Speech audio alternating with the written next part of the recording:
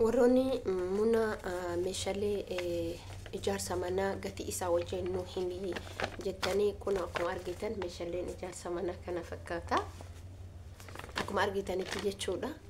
Kanaaf jechuudha hordoftoota kabajamtoota kiyya ijaarsa manaa akkamitti ijaarra ka jedhu waliin viidiyoo irratti hojjedhee jira. Ammallee mootuyyuu gatii isaa wajjin warroonni nu himi jettanii amma tokkoon isin himi jechuudha. Assalamu alaikum wa rahmatullahi wa barakatuh. Akkam jirtu naga keessanii fayyaa keessanii isin jecha anallee naga kooti. Akkuma isinitti hime kanatti adda viidiyoo keenya kana mootuyyuu jechuudha like godhaa, share godhaa, subscribe godhaa takka takkaan isin himaa deema jechuudha. Ifama wantoonni hundumti isaatu jira biyya kana keessatti jijjiiramaa deema. Jijjiiramni guyyomarraa dhufaa deema. Dhugaa dubbachuuf namni biyya kana keessa taa'ee namni waan tokko waa fidu hin jiru. Wallahi lazim jechuudha. Kana hordoftoota kabajamtoota kiyya viidiyoo kana namoota hedduu bira akka ga'u like godhaa, share godhaa, subscribe illee godhaa isin jechuu barbaada. Qaamsa isaa akkuma dura isin jedhete gatii feerroo, gatii simintoo, gatii akkasuma ashawaa, gatii dhakaa, bolokkeetti fakkeenyaaf tokkoffaa jechuudha. Dhugaa rabbii dubbanne tokkoon isin himuu deema. Isin mootu jechuudha. Tokkoffaa irratti isin mootu ulaagaalee kana dirqama guutuu qabda. Dirqama akkuma dura isin jedhan gaafa waan tokko gootan isin haasaa namaa dhageeffatanii dhiisoo doon ta'an itti fayyadamu si fayyada. Wallahi si fayyada. Wanni yeroo duraatii fi amma garaagarummaa qaba waan ta'eef gatii isaanii takka takkaan isinitti hima jechuudha. Tokkoffaa irratti feerroon abbaan 10 jedhama. Inni sadarkaa qaba jechuudha. Sadarkaa qaba 1350 feerroon abbaa 10 qabadhu 1350 feerroon abbaa 10 sadarkaa qaba beeka feerroon kun. Lammaffaa simintoon kuntaalli tokko jechuudha 1100 dura meeqa wajjin ture 50 wajjin ture amma immoo birii 50 irra ta'ee jira jechuudha. Kun maali simintoodha. Gaafa kana isin as keessatti waan hubachuu qabdan maatii keessaniin akkana jechuu odoon taane ati gatii hakana hirreedee deebitee ammallee waan kana jechuu hojiirra oolchuudhaaf bittee kaa'udha. Oshee dhiifama. Lammaffaa sadaffaa irratti maaliin isin fakkaata mismaarri kaartooniin tokko qarshii 850 mismaarri kaartooniin tokko jechuudha. Kun mismaara qabadha. Mismaarri illee barbaachisa. Hin hasaabata kaartoonii takkarraa kaartoonii takkaa 850 taatu kaartoonii 10 faa si barbaachisu kaartoonii 5 faa injira 6 faa 7 faa si barbaachisuu danda'a. Okay akkasumatti itti deebitee ashawaa siinoo tokko jechuun fakkeenyaaf asitti si galcha. Siinoo jechuun makiina guddicha duubni isaa keefti siinoon sun jechuudha qarshiin isaa 25,000. Maaliif hojjette asirratti illee ati gaafii qabaachuu dandeetta. Asirratti siinoo kanarratti sirriitti dhifa isinii godhaa qabadha. Siinoo kana jechuun siinoon kun siinoo guddaa ta'e. Siinoo guddaa ta'e fakkeenyaaf siinoon kun dhagaa baay'inaan qabata. Siinoon kun dhagaa baay'inaan qabata. Ashawallee namoonni isaan buusan gizee tokko faa buufatu gizee lama buufata qat godhee mana gibbii mana ijaarsa manaa keessee cufa. Akkasii siinoon kun wal caala sadarkaa tokkoffaa jira lamaffaa jira. Siinoon inni guddicha kana jechuudha. Inni guddichi kun qarshii 25,000 siinoon guddichi sun jechuudha. Maaliif wanna afur qabatana fakkaata garuu kana isin jechuu barbaade bolokkeetti yoo dhufnu taan bolokkeenni qarshii tokkichi jechuudha. Tokkichi fireen takkitii tun qarshii 22. Bolokkeenni fireen takkitii qarshii 22 tanaalee qabadhu. Bolokkeetti firee takkitii tana ati maal gootaa hin herreegatta jechuudha. Walitti herreedee jechuudha.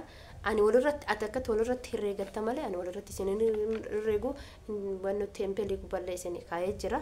Achi as deebi'ii dhagaa jechuudha. Dhagaa siinoo tokko ammallee dhagaan siinoo tokko suni jechuudha.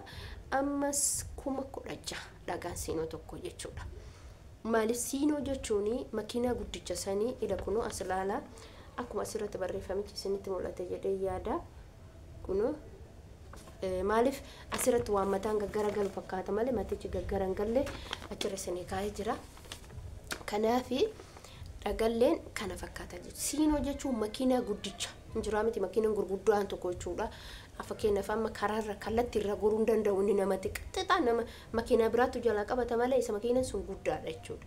Siinoon sun isa jechuudha. Isin jechuu barbaade hordoftoota kabajamtoota kiyya wantoota an hojjedhe kana hunda namoonni amma nama gaafadheetiniin akkamitti akka ta'u maaltu akka jiru maaltu akka oolu maaltu akka dabalu nama gaafadheeti keessattuu warroota manniin gurguddaa ijaaran gatii guddaa baasanii akkasuma simintoo fakkeenyaaf yoo bitachuu barbaadde simintoon yoo irsii deebi'e bakka isa warshaa bakka isa baasanii fi achitiin galmoofta jechuudha namoonni mana gowwannaa ijaaruu barbaadanii ji'a yookiin ji'a lama faasitti fudhata ji'a sadi fa'aa achitti galmoofte yoo jette immoo gatiin siiqana sume 16,000 jechuudha 1,600 jechuudha dhiifama 1,000 yoo bakka sanitti galmoofte jechuudha bakka sanitti gaafa galmoofte qaraxiitii 20 fa'aa yookiin 25 fa'aatu sii kennama bakka sanitti galmoofte akkasitti herreganii ergasii immoo tuyyuu gatii kanaan sii herreganii bakka sanitti sii wannaa godhan jechuudha kanaaf isin mootu maal gochuu qabdu isin mootu wantoota namoota haasofsiistanii kaatanii dhiisin bitadhu kaay si fayyada bitattee yoo keette si fayyada okay ashawas simintos deebi'ee dhagallee xaxarii jechuudha xaxariin suni akka ani beekutti xaxariin suni madaabaraan herregama garummoo xaxariin kunillee walii lama dhagaanis walii lama dhagaan finfinneetii fi dhagaan akkeessallee walii lama jedhan garuu dhagaan inni bareenni mirxii ka ta'e oriijinaalii isaa dhagaa finfinneeti jedhan dhagaa finfinnee siinoo tokko yoo buusifatteeyyuu baay'ee si yoo fayyadan dhagaa bareeda waan ta'eef dhagaa mirxii waan ta'eef manallee manoora manaatiilleef dhagaan finfinnee kun gatii sitti baay'atullee oduu dhagaa finfinnee fichisiistee bareeda jechuudha siin jedhu wal caalaa beekaanu dhagammaan kun wal caala akkuma fakkeenyaaf feerroo alaatu jira fakkeenyaaf feerroo turkii jira amma namni barroonni abbootiin qabeenyaa gurguddaanii ara guddinni feerroo turkii fayyadaman mana ijaaruudhaaf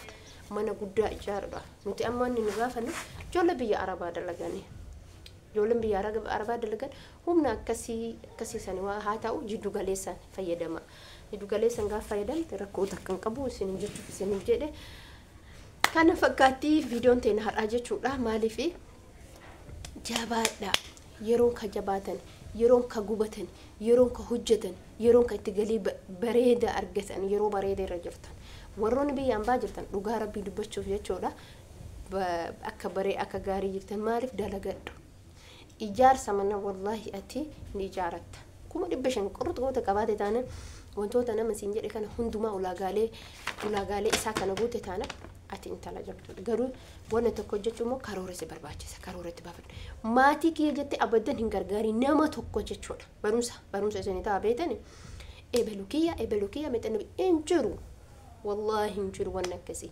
biyya keessatti nama gargaara jette hin dubbatin biyya keessatti abbaa namni waa dhabe hin jiru namni odoo nyaateen dhugeen bulu hin jiru namni uffata hundawun isaan uffata bareeda uffataa hin jechuudha nuti warra biyya arabaatirra isaan uffata bareeda uffata kana si hima beeka kanaaf isi wanni gootane tokkoffaa jabaadha dalagadha karooran hojjedha karooratti baafadha mee hojii keessanitti gaafa hojii keessatti karoor baafate bakka waa hundu salphatee dhumatee isin jechuu barbaada hordoftoota kabajamtoota kiyya ani jechuudha dhaamsa saraa isin dhaama dhaamsa ani isin dhaamu taanuma wanni biraa isin dhaamu barbaadu inshallah viidiyoon itti aanumoo viidiyoo baay'ee bareedaa fi kwalitii qabu isin hojjedha waa'ee makanaatirra akkasuma wantoonni hedduun biyya keessattis ta'amaa jira wanni ta'amnis jira wanni ta'amaa jirus jira kanallee walirraa barannaa faayidaalee hedduu argattan jechuudha viidiyoo kiyyarra dhugaa dubbachuuf faayidaalee hedduu argattan faayidaa kana argachuuf immoo dirqama viidiyoo kiyya kana laaltanii sheer namaa godhu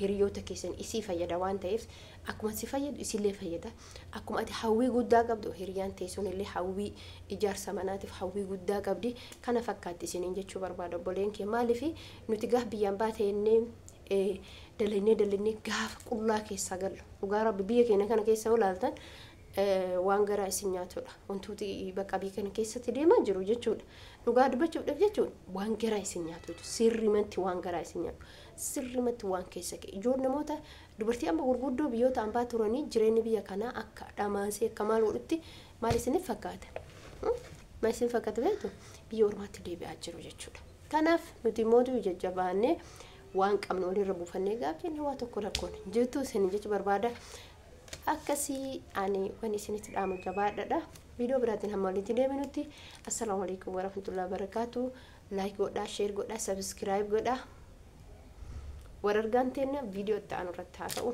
bye bye